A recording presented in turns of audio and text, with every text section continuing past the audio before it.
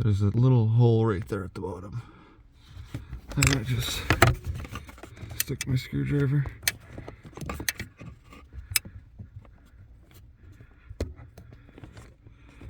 in that little hole and push, and that's where you're gonna run your 4-gauge or whatever you're gonna run. It's gonna go through there.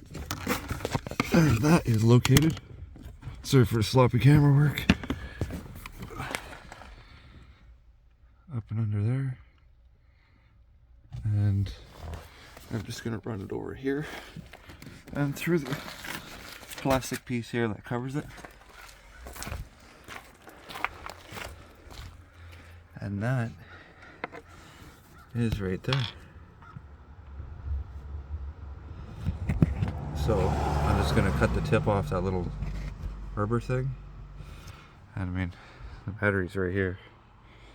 So it's kind of a no-brainer. I've seen other people do it through the passenger side, but I can't seem to figure out this little rubber boot. It's back there.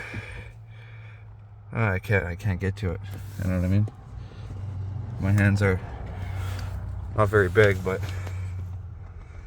it seems like a lot of work to run it through this side and then this side when I already have this side open.